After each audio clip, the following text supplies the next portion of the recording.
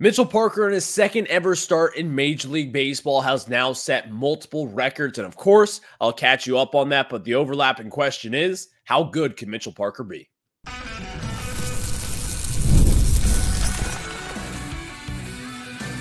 You are Locked On Nationals, your daily Washington Nationals podcast. Part of the Locked On Podcast Network, your team every day. And thank you all for making Locked On Nationals your first listen every single day, as we are free and available wherever you get your podcasts. And of course, I'm your host, Ryan Clary. You can catch me over on Twitter at RyanClary11 and as well as the show page at LO_Nationals, where all your Nationals news and notes are. You can find us over on X right then and there. Later on in today's show, the Nationals do have the day off tonight as the Dodgers come into town tomorrow to take on the Washington Nationals. And of course, we'll have that preview on tomorrow's show. But today, it was 2019 World Series reunion weekend.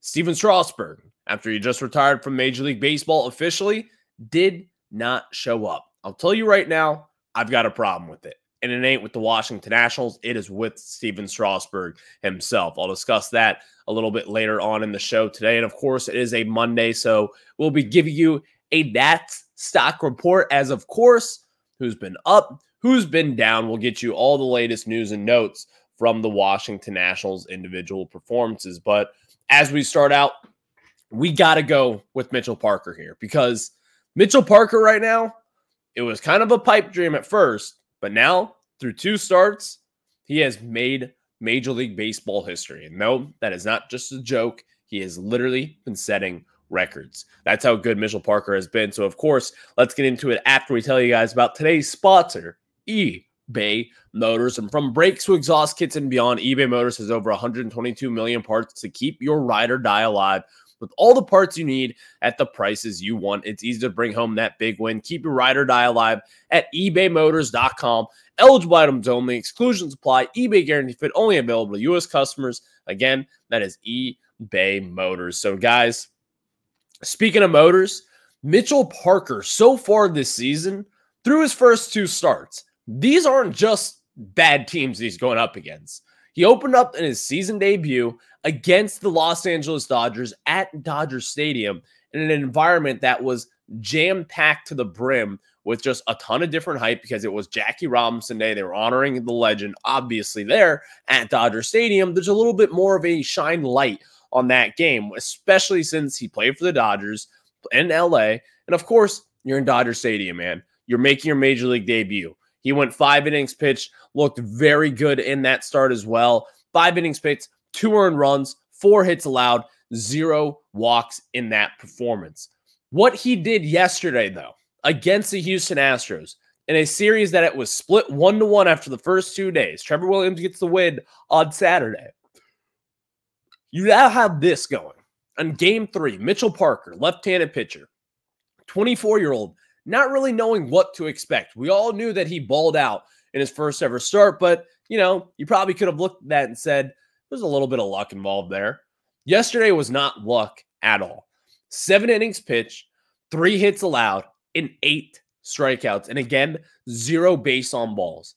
This is starting to kind of get into the territory where you're looking from the side saying, this could be someone that the Nationals may have just stumbled upon. If you remember last season, when Jake Irvin first got called up around mid-May, early May, whichever it was, not many people were expecting Jake Irvin to kind of go out there and say, well, this guy could be something special. This guy could be one of the Nationals' better pitchers by the end of the year. Jake Irvin ended up being one of the Nationals' better starting pitchers over the next half season or so. Now, Mitchell Parker is in this territory because Josiah Gray is on the shelf right now with an IL stint over his elbow. Now, he is starting to throw. David Martinez said he is progressing pretty well here. So Mitchell Parker is starting to put himself in a territory in which, if he has another good game, what are the Nationals going to do? Are they going to decide to option him? Because at this point, with all the records and really just everything that he has been doing so far, it's kind of hard to imagine the Nationals setting him down at any point in time. Over the Miners' career, one thing that always stuck out with Mitchell Parker was that he did not pound the strike zone. This was not someone who had this low walk rate. This was not someone who pounded the zone every other pitch. He had some issues, and the main issue was he did not throw strikes at a consistent rate. So far over his first 2 starts, in 154 total pitches, he has thrown 109 strikes. Again, yesterday against the Dodgers, in 73 pitches, he threw 57 strikes and only 16 balls. He was in total command, not just in yesterday's start, but even back to his start at Dodger Stadium. It was wildly impressive. And also, think of it this way. He is the first Washington National to throw 7 shutout innings on fewer than 75 pitches. Not Steven Strasburg, not Max Scherzer, not Jordan Zimmerman, not name that National stud in the past, not Gio Gonzalez.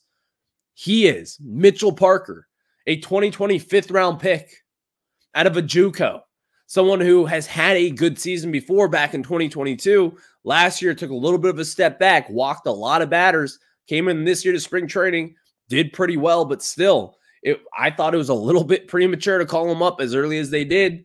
And what do I know? All this guy has done has been dominant through his first 2 starts. And also, he's the 5th pitcher in Major League Baseball history to strike out at least 12 hitters and not issue a walk in their first 2 starts. This is starting to get out of the territory of, oh, the Nationals, they've had to get a little run. The stuff that Mitchell Parker has been showing, which, by the way, if you guys follow Pitching Ninja Rod Freeman, Codify Baseball, they're starting to notice Mitchell Parker as well. Major League Baseball Twitter, they're starting to tweet out and congratulate Mitchell Parker for what he's doing. This is not just a local city story right now. This is starting to take on some national legs as we see those guys put out his splitters and striking out Yordan Alvarez and Jose Altuve in your first inning of work in yesterday's ball game. This is not just some luck here. He is actually a really good pitcher. And I'm not saying that we didn't know this. We knew that Mitchell Parker has had good stuff, and back in 2022, again, was very impressive for the Nationals organization. But nobody expected it to be like this. Nobody. His fastball is in command.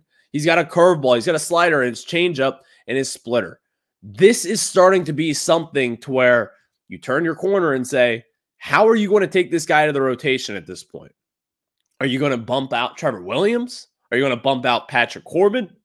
Because at this point, Josiah Gray, he's going to be working his way back up. I would imagine at this point, you're probably going to have him have the minor league start and kind of get some rehab in him, maybe a start or 2 down in AA or AAA, wherever it may be. That could be a possibility up at this point, but still, how do you take Mitchell Parker out of this rotation at this point? There's way too much value in it right now. The way that he has been pitching, the way that he's been in command out there. He's delivered 2 of the best starts all season for this Nationals team. And again, doing this in 7 innings of work yesterday, 73 pitches only. And by the way, Davey Martinez still probably pulled him a little bit too early, in my opinion. Which, that's something we can save for another day. But still, Mitchell Parker has been one of the best surprises this Nationals team has had so far in 2024. We talked about an unsung hero the other day with Jesse Winker. But my God, the way that Mitchell Parker has been performing, you can't help but just think about, how will this guy be taken out of the rotation? How are you going to just throw him in the back of the bullpen even? You got to have this guy start every 5 days, at least get his 3rd start in. If he has a 3rd start and it goes great, then guess what? You're probably not going to take him out there, and you're going to have him up there for a 4th start. If you have him up there for a 4th start and he does well again, you're not going to be taking him out of the rotation anytime soon. I can promise you that. And this is not just going to say, well, put Josiah Gray on the shelf for a little bit, have him rest up. No, you're going to have to make some decision, or maybe just go to a 6-man rotation. Because here's also the thing, Cade Cavalli, at some point this summer, he's going to be making, again, his triumphant return back to the major leagues after having his debut in 2022 and having that cut short, obviously, having Tommy John surgery last spring. But now you have to talk about this. If Mitchell Parker is going to be pitching like this, you're not going to be taking him out of the rotation. You just cannot make that argument up to this point. Thank you all for making Locked On Nats your first listen every single day, as we are free and available wherever you get your podcasts. And of course, It is a Monday.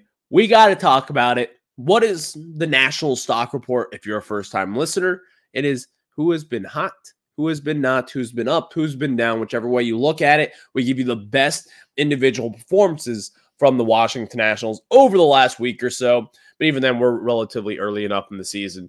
It could be a little bit more than just a week. So we'll tell you all about that after we tell you guys about our friends over at eBay Motors. And guys, passion, drive, and patience, the formula for winning championships, is also what keeps your ride or die alive.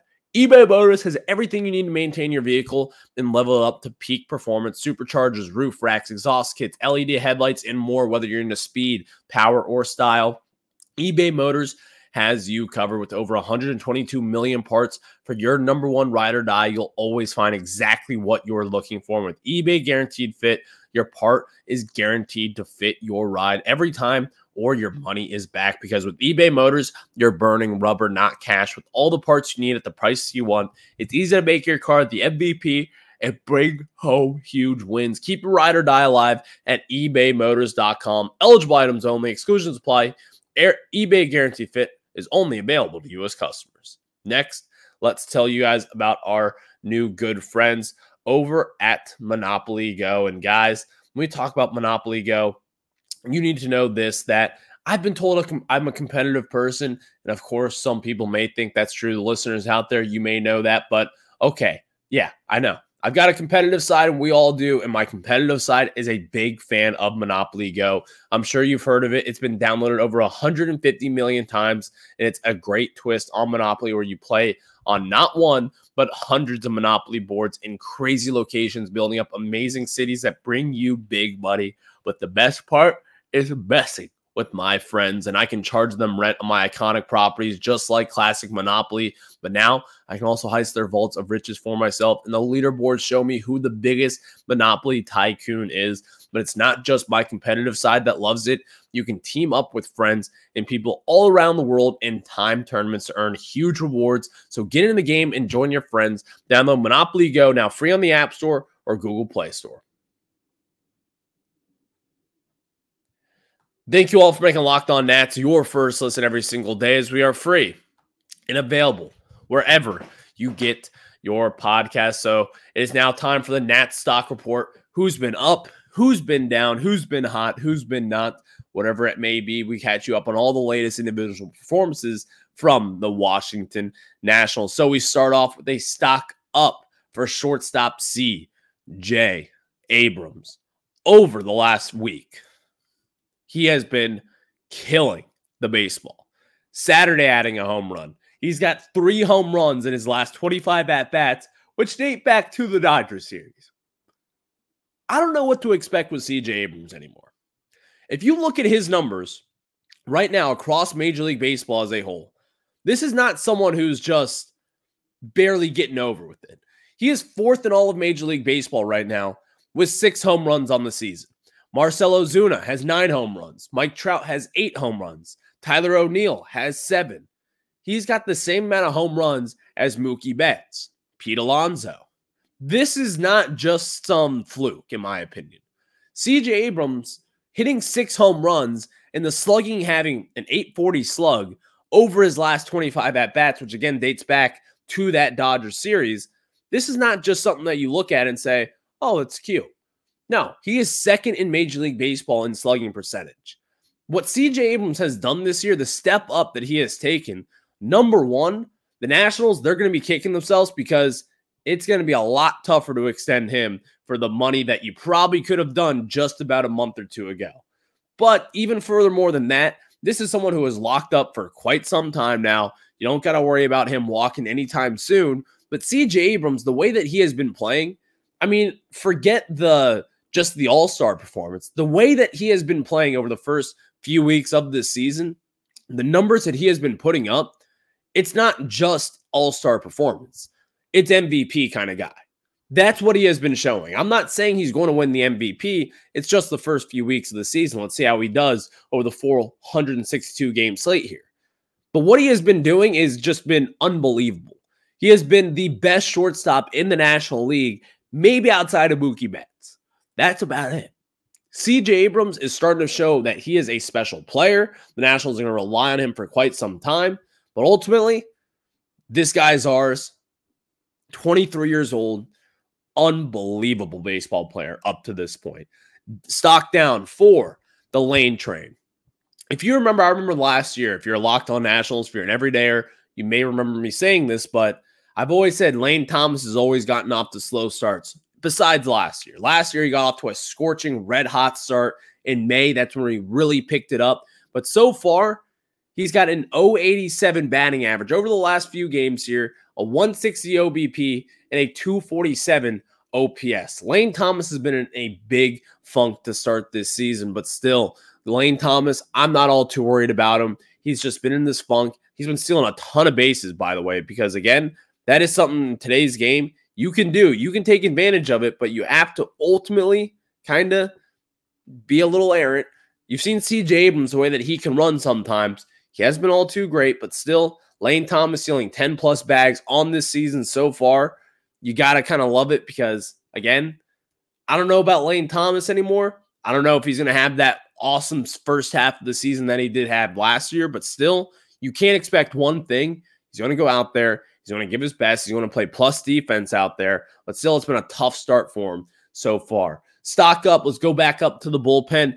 Dylan Floro. Dylan Floro has been a very good signing this offseason so far. And honestly, the Nationals bullpen that we were kind of expecting to be decent this year, they're starting to take shape. Dylan Floro is going to be a big role in that bullpen as well. Over his last 6 innings pitch, he's got a 2.37 fielding independent pitching and only 1 walk in those 6 innings pitched. Dylan Floro was signed by the Dodgers from this last offseason. Not a lot of people really knew what to expect from him. He has had really good years in the past, but still came back from a down year. Wasn't all too impressive down in spring training, but now he has settled in now. He's not walking the batters that he once was last year and even back in 2022 as well. Dylan Floro is going to be a big part of this Nats bullpen, and this is kind of why they're starting to gel a little bit more than what some people may have thought. You've seen Jordan Weems and stuff that they have done. You could even kind of give a stock up for most of the Nationals bullpen pieces, but I've been very pleased with what Dylan Floro has done. He kind of got rocked around a little bit early on in the season, but you can expect good things from this guy. He's a really good baseball player, a really good bullpen piece, and I think he's been a great addition for this Nats bullpen and really kind of teaching the young guys what to do and showing them the way. Stock down, speaking of the young guys, Jacob Young. When you are Jacob Young, number one, I like him. Scrappy player, good defense, plays center field, can get on the bases, and when he's on the bases, he can steal a base or two. But he has not been getting on base, and he hasn't done anything on the base path. I believe he's only got 1 stolen base over the last week. And listen, this is not a Jacob Young problem. I know this with Jacob Young. He is a good ball player. This is someone that you can rely on, that you can kind of have off the bench and play good defense and have him pinch run for someone down late in the game and play a valuable role for this team. But as of right now, when you're playing in center field nearly every single day, you're not really getting the job done. And when you're not getting the job done, you get a stock down of the stock report. It hasn't been all too great for him, but it hasn't been terrible. I just need to see Jacob Young get on base a little bit more because, again, the Nationals, the way that they showed last year, having him move up from high A all the way up to the majors at one point, you can kind of see what they think about him. They think he can be a very good player. And if you saw him down in spring training, he did have some very good moments as well. You're not getting any power out of that bat, but still, he's smart on the bases. He can play center field. He can play right field. He can play anywhere in the outfield and give you solid defense and contribute to a relatively decent amount of, you know what, just be a good player. Simple as that. I kind of lost my train of thought there, but Jacob Young just has not showed it so far, has not showed kind of that juice that he did last year when he first came up from the minors, but that is why it's a stock down for Jacob Young. Now, final stock up is Trevor Williams. At this point, we can name it the Trevor Williams stock report. Again, on Saturday, 6 innings pitched, 3 hits against the Houston Astros, and now 3 of his 4 starts have had 3 or less hits involved with it. Trevor Williams is on his resurrection tour here. He heard a lot of Locked On Nationals in the offseason. I was not happy that Trevor Williams was still a Washington National. I was not happy as soon as just a few weeks ago when Davey said that he would still be in the starting rotation and not in the bullpen. I was not happy. Trevor Williams has been one of, outside of Mitchell Parker, has been the best Washington Nationals starting pitcher in the year of 2024. He's been really good. I don't know if this is going to be a luck thing.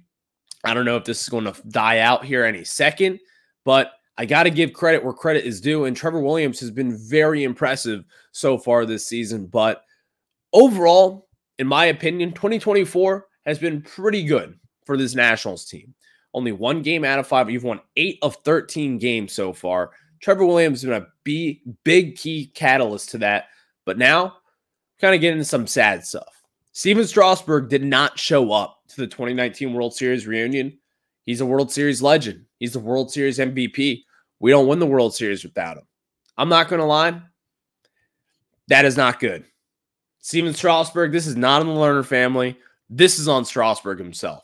I'll tell you why I'm not happy with Steven Strasburg for not showing. But before that, let me tell you guys about our very good friends over at FanDuel. And guys, when we talk about FanDuel, you need to know all the good things about our friends because it's playoff time in the NBA and NHL. Baseball's in full swing, and FanDuel is your place to bet on every game. Right now, new customers get $150 in bonus bets guaranteed. That's $150, win or lose. Bet on everything from slap shots to home runs to slam dunks, all in an app that is safe, secure, and easy to use. Tomorrow night, as the Nationals are at home against the Dodgers again, I'm going to put a little money on a C.J.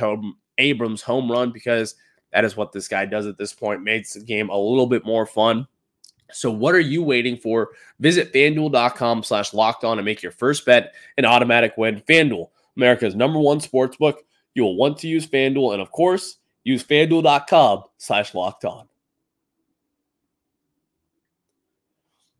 Steven Strasburg, franchise legend, World Series hero, all of the above. Number 37, someone who will never have that jersey be played again as a Washington National, will have a Steven Strasburg day eventually down the line. Maybe this year, maybe not. Here's the thing. Steven Strasburg did not show to the World Series reunion. Guys like Javi Guerra, guys like Kurt Suzuki showed up. Obviously, Mr. National Ryan Zimmerman. Steven Strasburg did not show up. This, in my opinion, will probably fall flat on a lot of Nationals fans. But what he did is not good. This is not a good look for Steven Strasburg, especially for someone who, I'm not saying this is what he was trying to do, but at one point in time, you could probably say that this was a guy who was trying to pin a lot of blame on the Lerners for kind of how they handled it. And again, yes, the Nationals, they handled the situation very poorly when he tried to retire. Whoever that was, if it was the Lerner family, whoever it was handled bad. Steven Strasburg should have been handled a little bit better. But I'm not mad because he's sending a message to the Lerners or whatever it is. Maybe he had something personal. Maybe he's on vacation in Hawaii that he's flying out with his family for, and maybe that's why he didn't show this weekend. But here's the thing. This has now been announced since mid-January. You have now known about this reunion since mid-January, in which, by the way, in January, you were still under contract to show up to this team, and you never showed up to spring training. You did not show up to it. You did not show up to the reunion weekend. When you mean so much to this organization, and yes, Strasburg means a lot to the organization as well. They've got a lot to thank him for because from what he did from 2009, when the day he was drafted, all the jersey sales, all the way through now, his jersey is still being rocked at Nationals Park, and it will always be that way. But what Steven Strasburg did this last weekend, in my opinion, is a little bit selfish. And some people may say that's harsh. I'm sorry, but it is. You've owed this organization a lot over the last few years. You got to show up for one weekend, show face, join a Q&A, throw out the first pitch, have your family there, be in a suite. That's not that much to ask for, people. And again, I'm not out here blaming Steven Strasburg. I'm not out here trying to dunk on him and say, this guy sucks. He sucks. But I will say this, it kind of rubbed me the wrong way a little bit that the guy did not show up to the 2019 reunion. I bet you in the next few months, you will probably see a Steven Strasburg day. If someone is in that media crowd, I would not be surprised to be like, hey, why weren't you there for 2019 World Series reunion? Were you pitching? No. This is not a good look on Stephen Strasburg. And yes, of course, we've talked about it. It was not a good look on the Washington Nationals the way that they handled it. But I'm not going to sit here and act like we're 2 years old again. Since they did something bad, I got to do something bad as well.